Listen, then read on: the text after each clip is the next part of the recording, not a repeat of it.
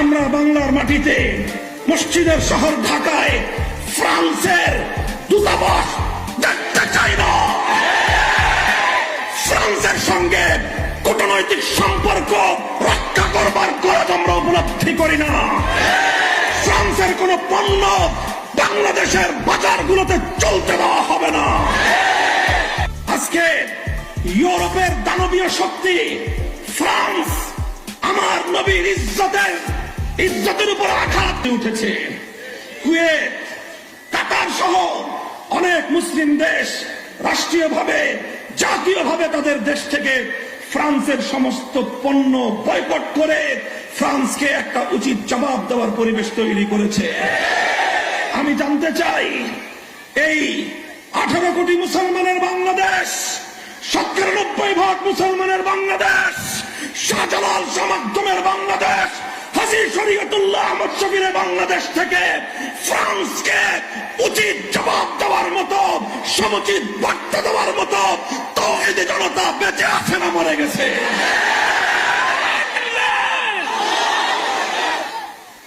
ফ্রান্সের বিরুদ্ধে আল্লাহর নবীকে আঘাত করে, নবীর ইজ্জতের উপর আঘাত করে, নবীজিকে নিয়ে ব্যঙ্গাত্মক কার্টুন প্রকাশ করে ফ্রান্স 250 কোটি মুসলমানের বিরুদ্ধে যে যুদ্ধের উস্কানি দিয়েছে, এই যুদ্ধে আমরা পশ্চিমা অপশক্তি ফ্রান্সের সাথে নয়, বরং আল্লাহর পয়গম্বরের জান কোরবানকারী 2.5 ডাক দিবেন। আবার আমার নবীর ইজ্জতের হেফাজতের জন্য, আমার নবীর ইজ্জতের ঝান্ডা সমুন্নত করবার জন্য শাহাদাতের রক্ত দিতে যদি শাপলা চত্বরে যাওয়ার প্রয়োজন হয়, প্রস্তুত থাকবো তো ইনশাআল্লাহ।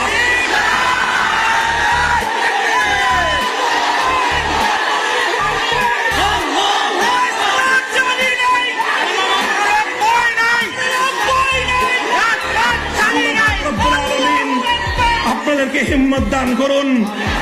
পাড়ায় পাড়ায়, ইউনিয়নে ইউনিয়নে এভাবে ওলামায়ে কেরাম ঐক্যবদ্ধ ইসলামের জন্য দুর্ভেদ্য দুর্গ গড়ে তুলতে হবে।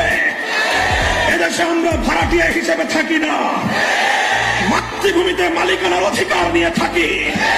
এদেশে রাজনীতি করতে হলে ইসলামের প্রতি সম্মান প্রদর্শন করেই করতে হবে।